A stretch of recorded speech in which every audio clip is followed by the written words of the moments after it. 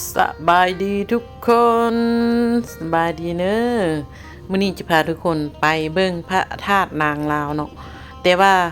การไปถ่ายพระธาตุนางลาวนี่ก็ไปหลายรอบแล้วเนาะถ่ายเกี่ยวกับพระธาตุนางลาวเนาะแต่ว่ามื้อนี้ก็จะถ่ายให้เบิ่งอีกแล้วก็จะอัปเดตให้เบิ่งอีกวันหนึ่งเนาะแล้วก็จะให้พาทุกคนเบิ่งวิวข้างทางไปนำเดียวเนาะเส้นทางตอนนี้เราก็กำลังออกจากเมืองวิฬาบุรีแขวงสวรรณเขตเนาะเพื่อจิมุ่งหน้าไปพระธาตุนางลาวเนาะเพราะว่าอยู่พระธาตุนางลาวก็ไกลเติบเลยทุกคนลูกเมืองวิฬาบุรีออกไปนะก็ไกลเติบหลายชั่วโมงเพราะว่าทางบ่ค่อยดีเนาะทางออกจากตัวเมืองวิฬาไปแล้วทางค่อนข้างเป็นทางแดงแล้วก็ทางขี้ฝุ่นเนาะเพราะว่าเป็นทางเที่ยวแบบพ่อแม่ประชาชนก็เที่ยวทางหลักหั่นแหละมันเป็นทางหลักหั่นแหละแต่ว่าทางมันบ่ดีหั่นนะว่าซั่นซะบ่แม่นทางปูยางแล้วก็บ่แม่นทางปูหินแห่ที่ว่างามหั่นนะทางแบบขี้ฝุ่นหลายแล้วก็ข้างทางเนาะทุกคนเนาะเป็นไต้ต้นเขาเด้เฮือนเขาเจ้าน่ะขี้ฝุ่นปกหมดเพราะว่ารถแต่ละคันแล่นมันก็ขี้ฝุ่นง่ายคือเนาะเฮ็ดให้ขี้ฝุ่นไปปกเฮือนอู้อีต้นเขาเพราะว่าหยังเพราะว่าเฮือนเขาเจ้าโมกหมดต้นไม้ใบหญ้ายังโมกขี้ฝุ่นปกหมดนะเนาะอันนี้เนาะเฮากำลังขี่รถไปนี่ก็ฮอดบ้านอันนั้นแหละแต่ละบ้านนะเฮือนผู้ไทยเมื่อใดทุกคนอันนี้นะเฮือนเขาเจ้าเป็นเฮือนไม้แบบเขาเจ้ายกสูงนะยกเฮือนไม้ยกสูงงามเฮือนเขาเจ้านอนแบบยามร้อนนี่คือเย็นดีแต่ว่ายามหนาวนะอาจจะหนาวนิดนึงเพราะว่าลมน่าจะเข้าในเฮือน เลยเฮ็ดให้หนาวฉะนั้นต้องมีผ้าห่มกาคนประจำตัว นี่ก็เห็นรถตอกๆเลยเนาะเพราะว่าพ่อแม่ประชาชนเขาจะเข้าในเมืองส่วนใหญ่เขาจะมีรถตอกรถเดินตามรถไถนาฮะนะแล้วยามเฮ็ดนาเขาก็เอาไปไถนาเนาะบ่แม่นยามเฮ็ดนาเขาก็เอาหางใส่แล้วไปขุดมันต้นไปให้ไปสวนไปนาว่าซั่นซะหรือเฮ็ดเป็นรถไปมาในเมืองหรือว่ารถเดินทางก็ได้เนาะอันนั้นใส่ได้หลายแนวเนาะดิเส้นทางที่เราจะไปพระธาตุนางลาวนะมีเฮือนประชาชนแบบนี้เลยสองข้างทางเลยนะแต่ละบ้านนะก็หางงามอยู่เลยแบบเป็นเฮือนไม้เนาะบางเฮือนก็งามเลยบางเฮือนก็ขี้ร้ายเพราะว่าบางคนก็ขี้ค้านเนาะแต่ว่าซุมเสยประชาชนบางคนที่ว่ามีเฮือนงามนะเพราะว่าเขาเจ้าดุมันหั่นน่ะแล้วไม้เขาเจ้าบักหลายๆเด้ทุกคนไม้นะแบบไม้ใหญ่ก็บักหลายๆไม้ป้องหั่นน่ะไม้ป้องไม้ซอสไม้อีหยังไม้เหี้ยไม้เอ่ยหั่นน่ะบักหลายๆไม้บ้านเขาเจ้านะสานเฮือนเฮ็ดงามๆแบบลายไม้ก็คือสิงามแต่ว่าบางคนก็บ่เฮ็ดเฮือนงามนะบางคนก็เฮ็ดเฮือนขี้ร้ายซะได้บางคนก็เฮือนน้อยตะเมาะแต่แม่อยู่แต่ว่าคิดว่าแบบบางคนก็ขี้ค้านหั่นแหละจึงได้เฮือนขี้ร้ายเนาะถ้าเป็นคนมันแบบนั้นหน่อยนึงก็เฮือนก็งามเฮือนหลังใหญ่ว่าซั่นซะ บรรยากาศข้างทางเด้อทุกคนไปเบิ่งบรรยากาศข้างทางนำกัน Let's go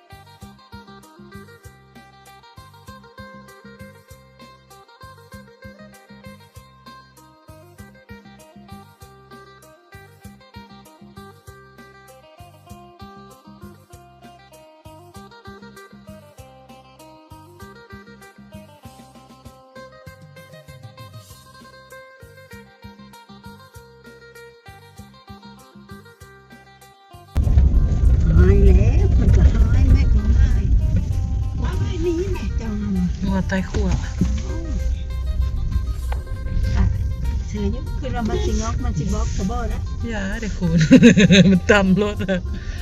มันบอกเลยบอก ตามบอก มาอีนี่ก็คักให้คุณเนาะอาบน้ำเนาะน้ำอย่างไรพี่ เรื่องขนม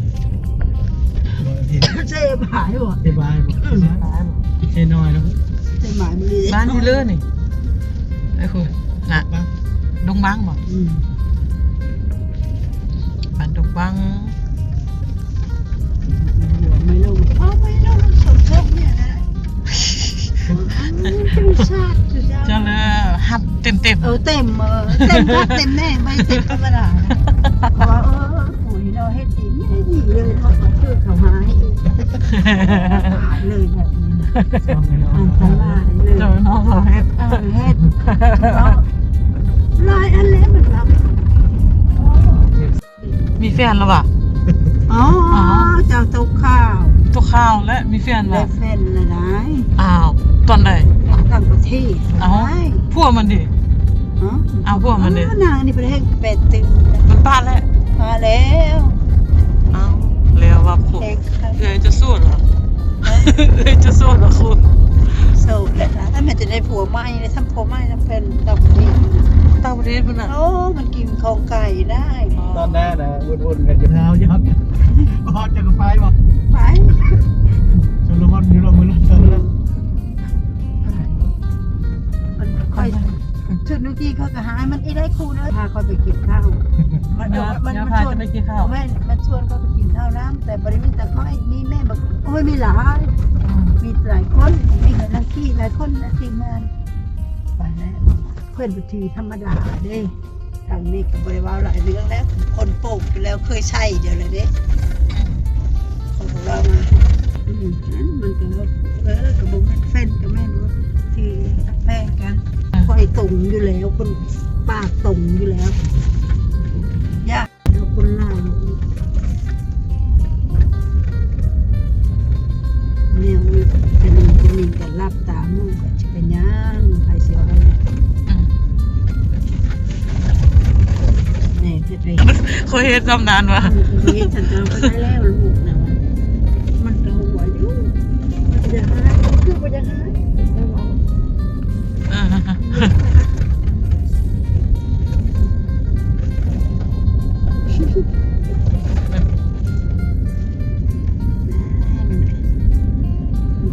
ไอ้ชานี่ก็จะมาได้เงินเขามาจากได้เงินแล้วกัน พาบุญมาคุณนี่เนาะแม่ตัวนี่นะทางหลังข้างเขาเนี่ยรับจะดีป่ะ ปางนี่แหละ จะเอาบุญจะ คนสีหน้าเจ้านะ จะเอาลมเดียวปานนี้ไอ้ก็รับอ่ะ นี่กันตลอด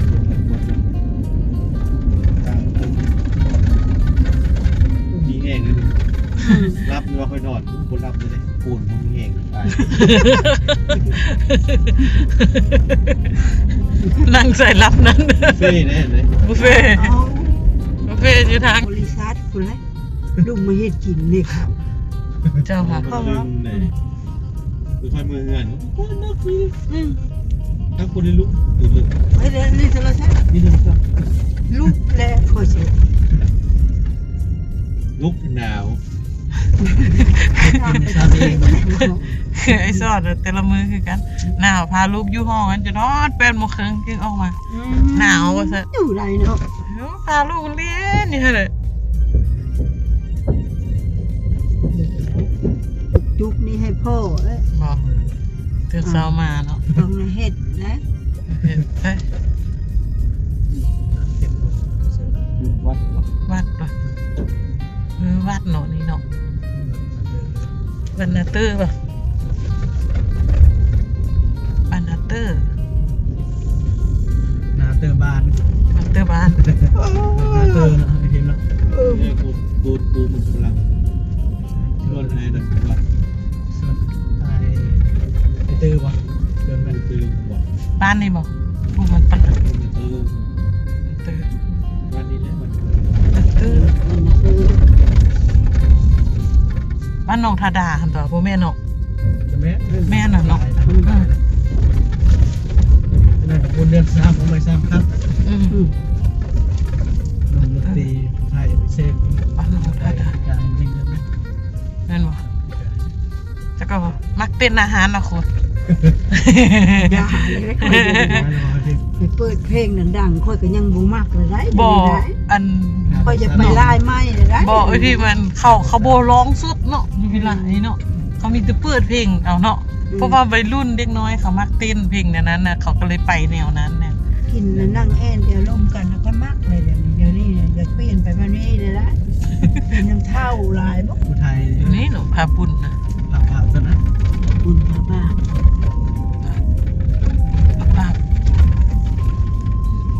พาหินปูด บุกเข้าไปใส่ปลาย สต็อป ควรระเบิด ก็ระเบิดบ้าน ร บ้า ถ น ระ พระ เบิ ธา ด ตุนางลาวมาแล้ว ตอนทำการทำงานเงินไปได้3เลยตื่น3 โมง 4 โมงไปเลยฮอดวันพลาดเลยเนี่ยฮอดชินน้ำบาด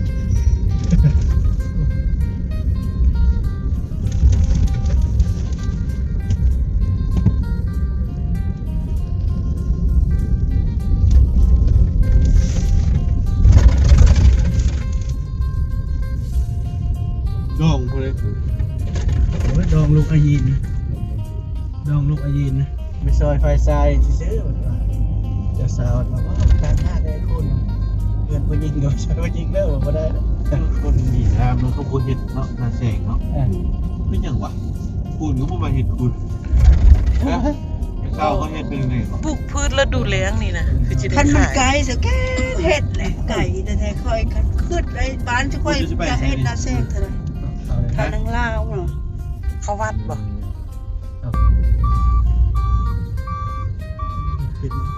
เขาเป็นยังหวัดทางเขาทางโรงงาน ที่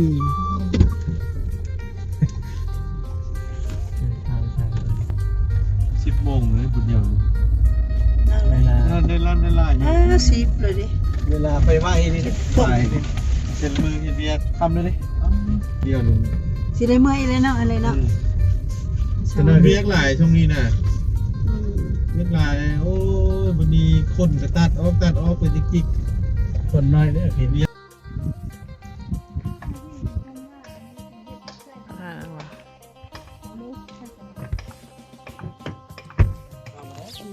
เดี๋ยวเป็นพระธาตุนางลาวน้ำกัน นี่ก็ตันครับตัน บริษัททำบ่เห็นเลยจ้า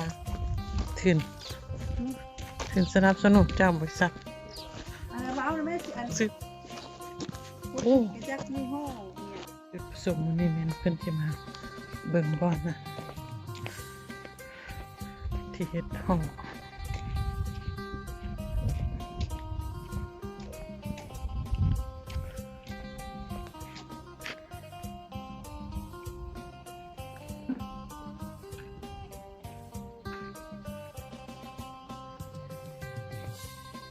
เดี๋ยวไปส่งพระธาตุนางลาว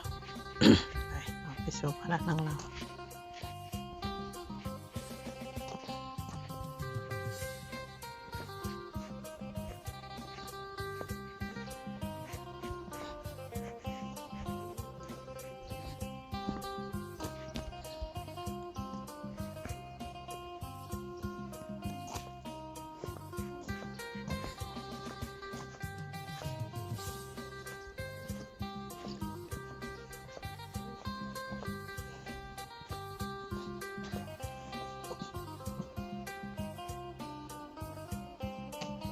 แต่ละปีเพิ่นจะเฮ็ดบุญเนาะเดี๋ยวท้ายเดือนหนึ่งต้นเดือนสองนี่เพิ่นก็จะเฮ็ดบุญครบปีละ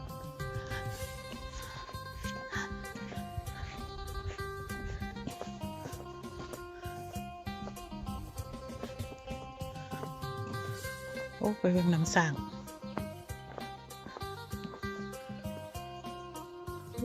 มีน้ำเลย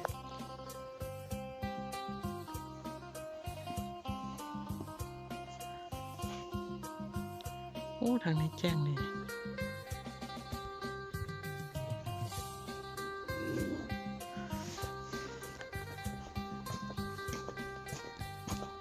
อ๋อสิไปไหว้พระธาตุนางลาว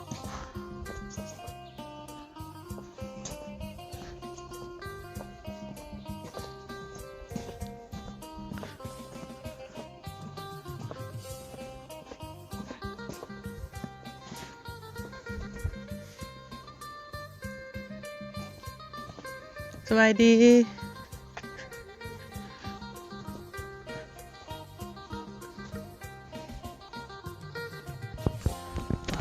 อุยตาย